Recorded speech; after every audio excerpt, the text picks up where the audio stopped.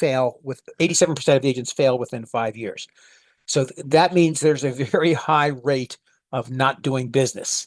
And why do they fail is lack of leads, poor follow-up, insufficient training, lack of accountability, and cash flow issues. Why cash flow issues? Well, you already know that you had to pay $500 for the realtors and you got to pay to join the MLS, but that doesn't pay for any marketing. And marketing could be expensive.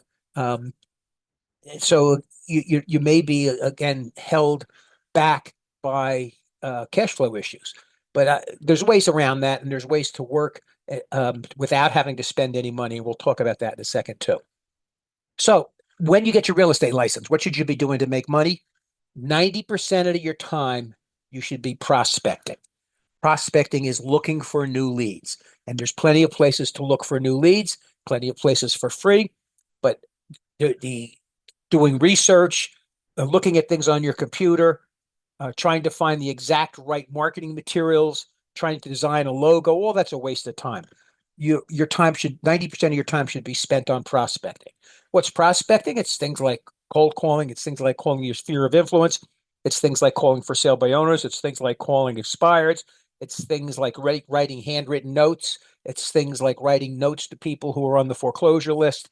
So 90% of your time, you need to be trying to put new people into your funnel of leads.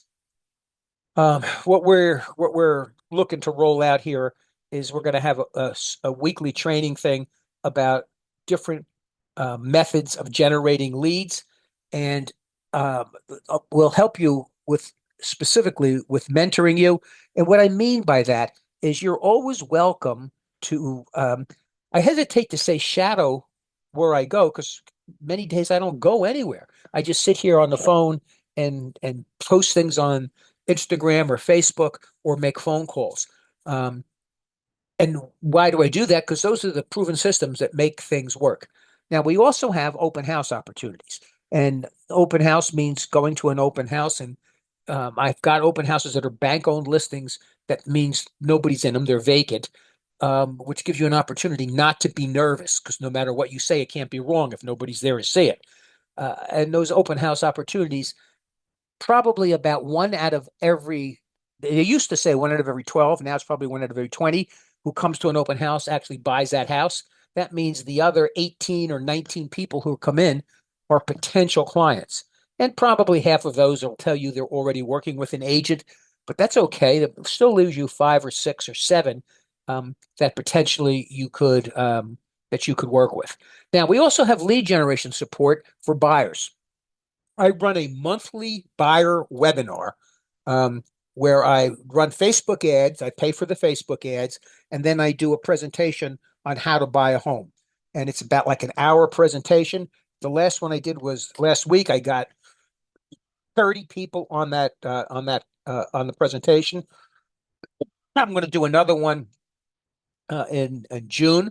We've already got 10 people signed up for it. And all of those leads I give out because I don't want to work with buyers.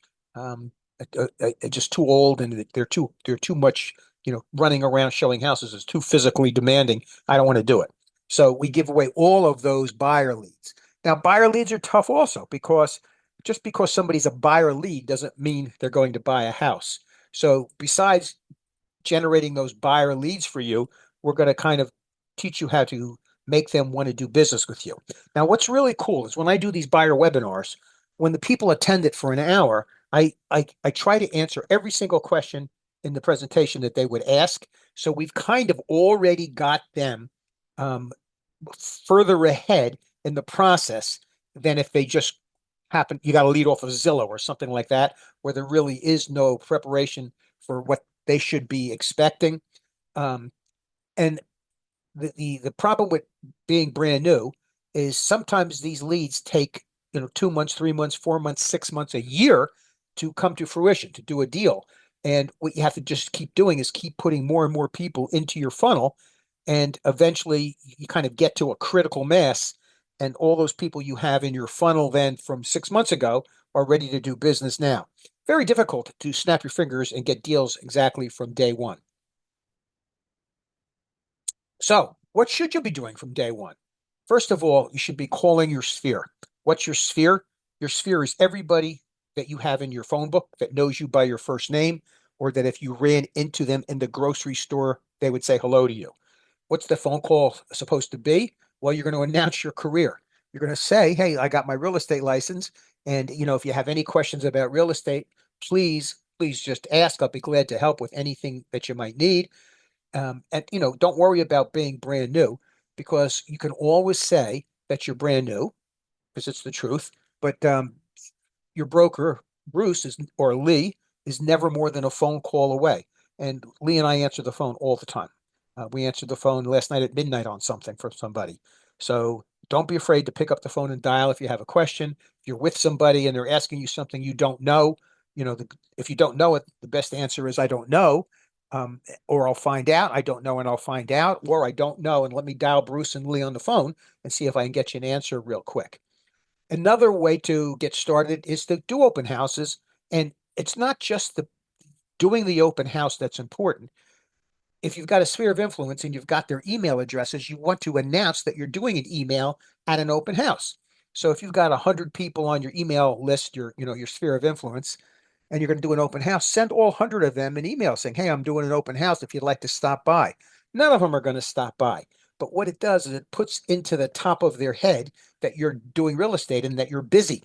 And so, they begin to see you as being successful because they assume that if you're doing an open house, you must have gotten the listing. And so, again, it's just a way to keep people kind of recognizing constantly that you're doing business and you want them to give you whatever business they're doing. Next thing is social media posts. And that's a tough one because the temptation is to spend all your time writing social media posts. Now, I put posts on Instagram every single day. We were looking last night. I probably get an average of about 500 or 600 views on most of my posts. That took a while to get there, and we're working harder to increase it more. There's a guy in our office who just started, Leo, and Leo is really good at Facebook posts. So, and Instagram posts and social media posts and YouTube. So if you want to put some stuff out there, Leo is the Leo is really, willing to help, and he's really good at it. He's been helping me improve my stuff. He's got a very good formula to have a hook, then to establish what the problem is, and then to come up with a solution for the problem. And some of the videos or the posts are really, really performing well. Now, what does that do?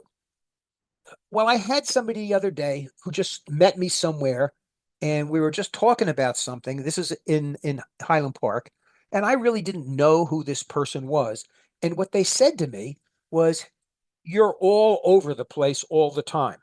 And that's music to my ears. That means that somehow they've gotten into, they're following something.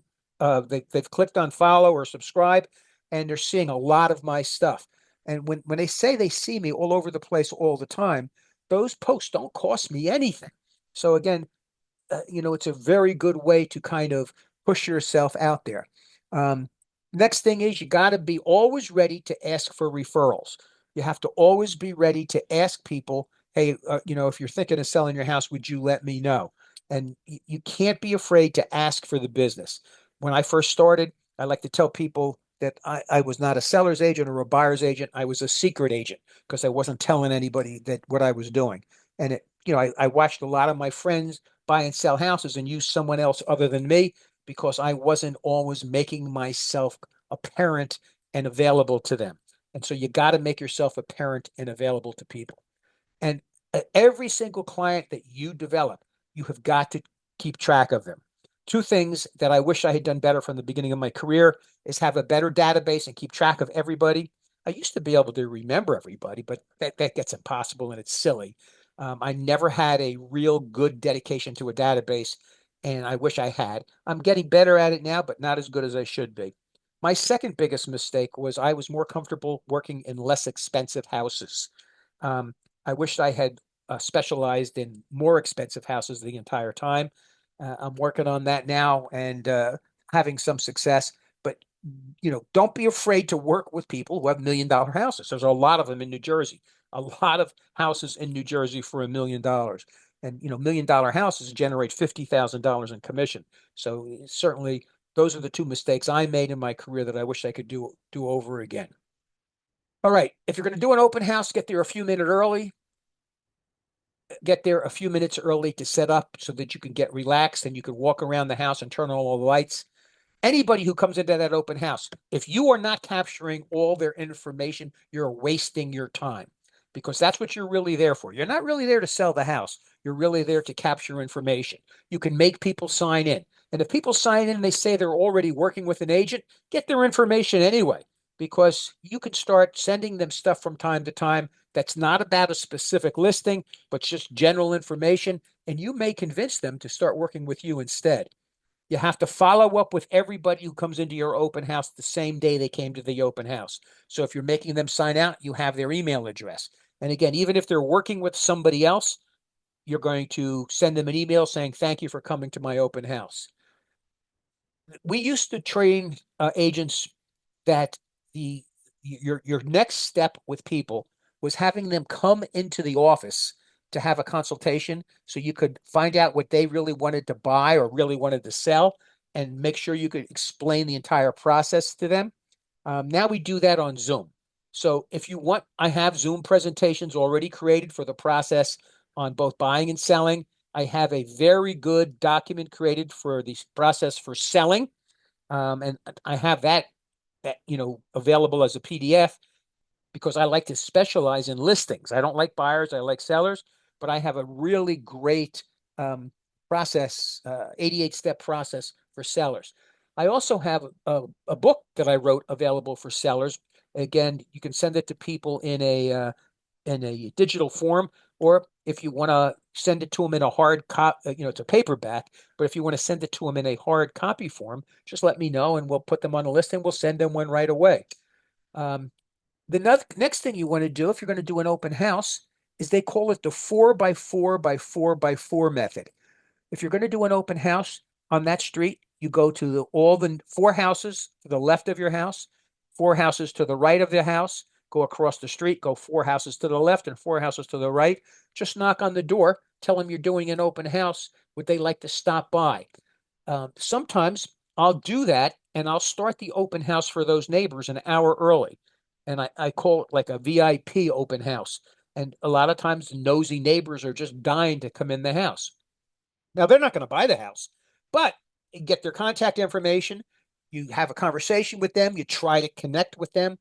That's what you're really doing. And again, it gives you an opportunity sometimes to, get more business on that same street where you're doing the open house. Even if it's not your open house, it doesn't stop you from knocking at everybody's door. Your sphere of influence is the people again that will know you if you ran into them to a grocery store. You got to have at least 100 people on that list. If you don't have 100 people on that list, there's not enough opportunity to generate business. And those people you have to call, text, and email consistently. Um, the standard practice for keeping in touch with your sphere is 8 touches a year. So you take all the calls, all the texts, all the emails, and when you jumble them all up and throw them all out, at least 8 things a year that your sphere of influence has gotten from you. I do things like I send everybody a calendar. I do things like I send everybody a local market report of what's gone on in their neighborhood. I do things like send everybody an email when I'm doing a special event. Like this week, I gave out scholarships at the high school graduation, just a couple $100, but it enabled me to be on the stage at my at the Highland Park High School graduation in front of all the parents. So again, I'm in their face, all the time. And that's the way you want to stay top of mind. You want anytime anybody's thinking of buying or selling a house that you're the first name they think of. And how do you make them the first name you think of? You got to touch them 8 times a year. Both Barack Obama and Bill Clinton, I'm sorry, Barack Obama and George Bush attribute a lot of their success to writing handwritten thank you cards. George Bush wrote 5 handwritten thank you cards a day for his entire terms, all his terms in the presidency. And again, it was something that he attributes a lot of his success to. So anybody you have a conversation with, send them a handwritten thank you card. I buy handwritten thank you cards in Walmart. And my wife has beautiful girl handwriting. So I'll have her write out handwritten thank you cards and I'll send them out. Sometimes it goes a very, very long way, especially in these days where everybody just gets emails and texts. All right, so that's your sphere of influence, and you've got to really, it's really like treating a cash crop if you're a farmer. If you're a farmer and you grow something that makes you a lot of money, you're going to really tend to that specific part of your farm. So you're going to really tend to your sphere of influence. If you want to start spending money on your sphere of influence, I use reminder media and I send out everybody a really who's in my sphere of influence a really nice coffee table magazine every quarter. So 3 times a year, 4 times a year. And it's that those magazines cost me $5 a piece. So I spend $500 on my really highest ranking potential clients. But they also have a digital version you can send out for much less money than $5 a copy. But that magazine has the potential to sit in their house for 3 months because it's a very beautiful magazine. Again, I'm not telling you to spend that money yet. That's money somewhere down the line you want to spend. But the example is that sometimes you just have to do your marketing by spending money. When I was a kid, I used to deliver newspapers, and my branch manager or my regional manager used to take us out as kids. I was 11 years old, and we go door to door and knock on doors and ask people if they want to subscribe to the home news. I got good at that when I was a kid. And every time you went, if you got so many subscriptions, you'd get a prize. And usually it was sporting goods because it was old boys delivering the papers. So I used to win that prize almost every week. Football's one week, baseball gloves another week. But what I'm telling you is that stuff still works. Rich Abrams, who does more business than I do, still goes door to door, and he goes in South Brunswick and Cranberry. He goes door to door, just knocks on the door. He goes there armed with the records of what people paid for their homes and says, "Hey, I see here you paid 400,000 for your home. You know, it's worth 1 million now. You ever think of selling?" And he does that door to door. And if somebody comes to the door and they have a conversation with him, he sends them a handwritten note. And then as soon as he gets back to his office, he puts them in his database. And what does he do? He mails them or emails them, uh, on a regular basis. So everybody who's successful is really doing the same thing. I have the Parker process, which is the 88 step um, process on how to sell your home. I there I print them out in color if you want one, or if you need more than one. I have digital versions if you need it. Um, the bottom thing is how to sell your homes fast for top dollar. That's the book that I wrote. That those are about $5 a copy. If you want a hard copy, they're paperback. But if you want a hard copy, but both of these, there's digital copies that are available.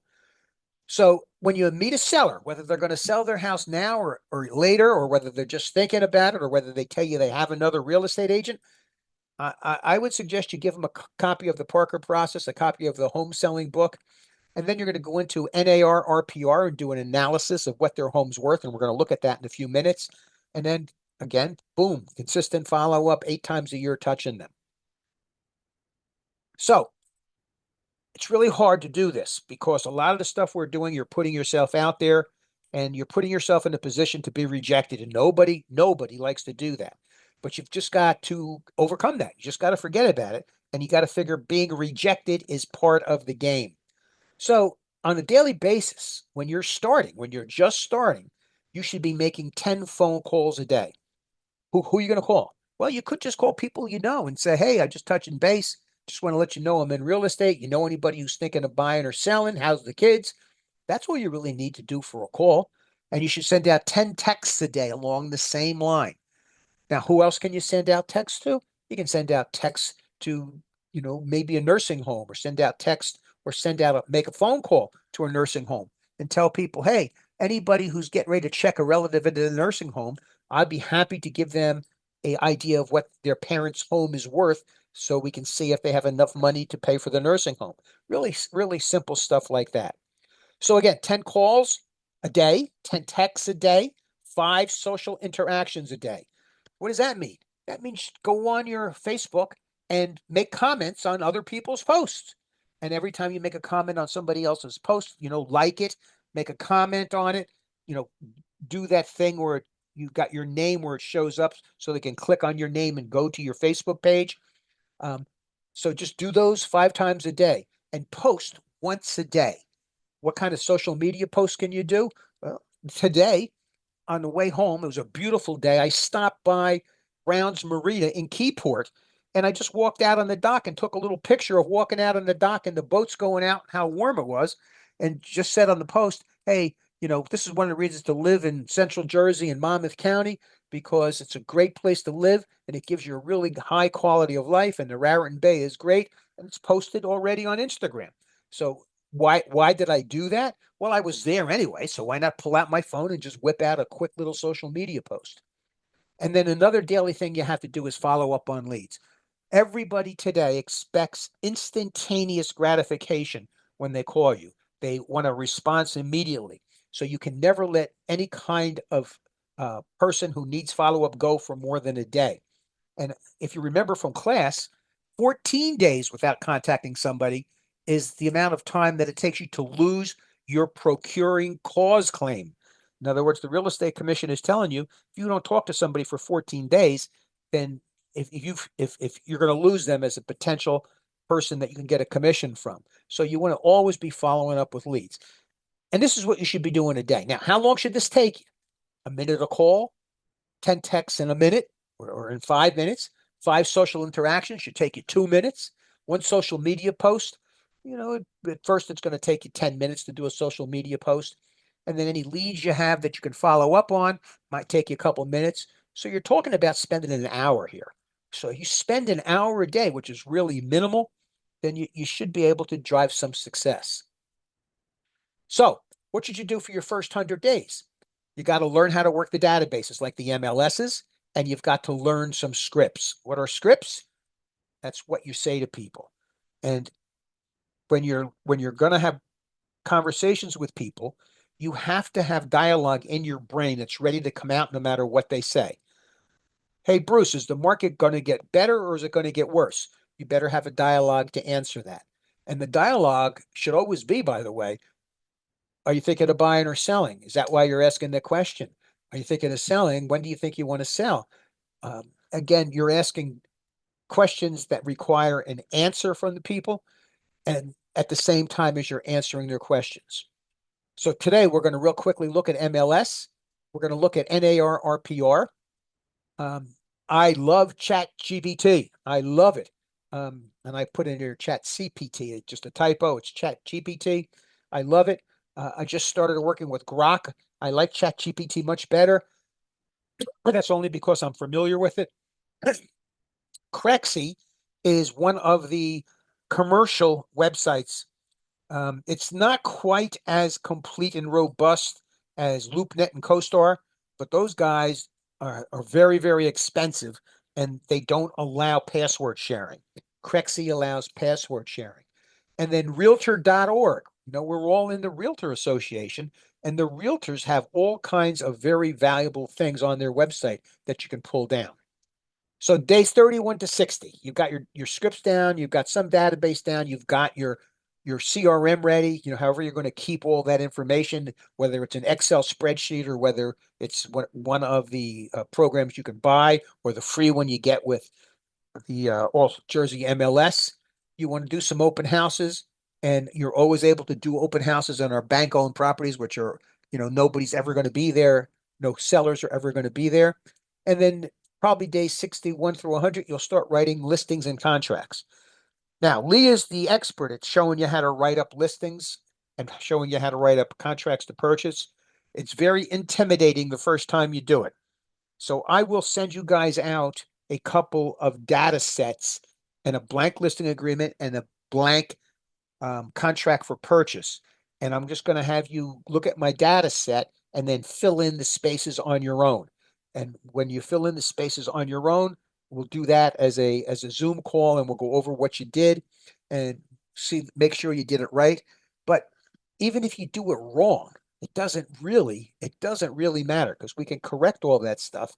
And Lee has a photographic memory with both the listings and the contracts. So if you're ever on the road somewhere or out in the field and you say, hey, I don't know what to put in line 43 of the purchase offer contract, Lee can just tell you what line 43 is and what to put in it.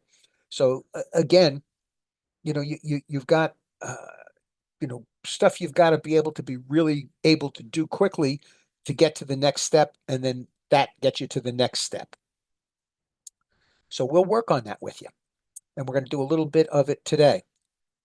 All right. So again, if you want, and I don't care whether you want it or not. If you don't want it, I won't do it.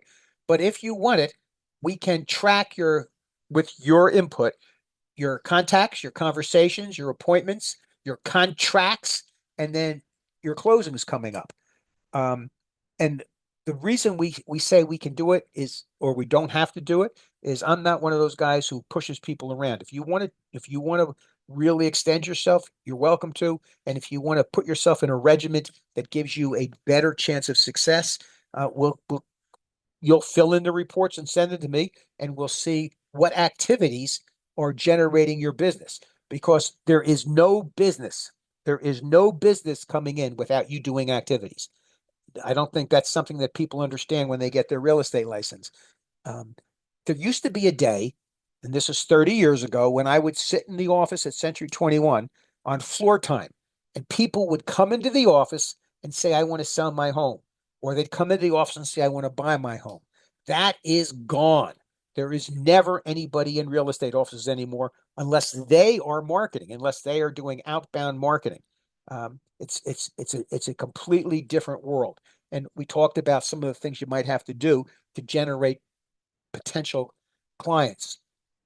All right. The next thing is, none of this works unless you know where you're going. So we can teach you how to hike, and we can teach you how to lace your shoes, and we can teach you how to read a compass. But, you know, your most successful trip is if you really know where you want to go. So that starts with what your income goal is. So you want to have a conversation with me individually about how much money you're looking to make. I can tell you what you have to do. And there's nothing that's outside basically of what we talked about today, the activities that you have to take. And we can back it up. If you tell me how much you have to make, I can tell you how many transactions you're going to need to do that, how many appointments you need to have that many transactions, how many contacts that you need to have that many appointments, and then how much work you have to do to have that many contacts. Um, this is a very big market with a lot of data. And so there is information everywhere about exactly how these numbers pan out and how these numbers work. So, all that being said, the best thing I can tell you now is let's give you some homework. Build your 100-person database. Don't give me a 5,000-person database. Give me a 100-person database to start. And then you want to either buy a system such as Real Geeks, consumer sync is CINC, or you can use the free MLS version. And I've got a couple people in the office that do really well that just created an Excel spreadsheet and do it all in an Excel spreadsheet. So again, the assignment for next week is contact 25 people. And you give me a report about those 25 people. What a contact means is you had a conversation. Contact doesn't mean you dialed their phone or you texted them and they didn't answer. Contact means you had a conversation. So contact 25 people, and you can do it by contacting people you know. You can do it by contacting for sale by owners. They're on Zillow. Zillow posts for sale by owners. You can contact people by expired listings. And I have a really good story to tell you about expired listings, and we'll talk about that next week. Uh, we had a little class on expired listings last week, and the result is we may get $1 million listing from it. So again, um, expired listings are some of the people you can contact. Now you say, well, how do I get an expired listings phone number? Well, you Google it, you um, look them up on Facebook, but knock on the door. Hey, because you know where they live. Uh, I understand you didn't sell your house and you're thinking of selling. Can we sit down and talk about why it didn't sell? And they may tell you to get lost. That's why we prepare for rejection, because a lot of times they're going to tell you get lost. Now, we should try to attend an open house. If we have houses that are available that we can let you do an open house at, we'll be happy to. I've got a house coming up in Bound Brook. That's a 5 bedroom, 2 bath house. It should be listing this week. That would be a good opportunity for an open house. I have an open house coming up on a 2 bedroom house in Highland Park. That'll be a good one to do an open house at. I have a potential listing coming. I do have an active listing in Highland Park that's priced at 559. So we've got some listings that you could do an open house at. Um, and if you want to take your assignment for next week and you don't want to do an open house, then I'll give you an option. And that's to schedule an appointment in somebody else's house and go view it. Now, why should you go view a house that's on the market now with somebody else? Well, I'll give you two reasons. Number one is so that you can get a feel for what sells for what amount of money in your town, because you've got to become an expert at that. At some point, you have got to be able to come up with an idea in your head of what a house is worth really quickly and be accurate. And that's not taking the Zillow number. That's you doing the work and becoming really accurate. That's one reason you'd go to other people's houses and show them, show the listings. The other reason you would go and show a listing is so you can drop your card on that seller's kitchen table, because that's what you're expected to do. You're expected to leave your card on the seller's kitchen table. And I have seen sellers who, when their home didn't sell, they took that stack of cards from their kitchen table and they picked the next agent from that stack of cards. So going to somebody's house and dropping off that card is again a wonderful way that you can potentially um, fulfill your your assignment for next week. All right. And next thing is post on social. Um, we'll talk about that and how to send me the post. You want to get on social. Okay. So actually, I ran long here. It's 4 o'clock. I can go over. I've got to get off this call now because I've got other people waiting for another call. Um, if you want some training tonight, before the Nick game starts, because the Nick game, it's going to focus all my attention tonight. Shoot me a message. I'll schedule a little run through NAR, RPR, and through MLS tonight, sometime after 6 o'clock and before 8:30. So again, I've got to pop off here in right this second. But if you want to get back on later on tonight, shoot me a message and I'll get you back on later on tonight. I recorded this. I'll be happy to send you the recording. And then again, I've got to run right now, but I will be available later tonight. Talk to you later. Thanks, Bruce. Have a good one. Bye bye.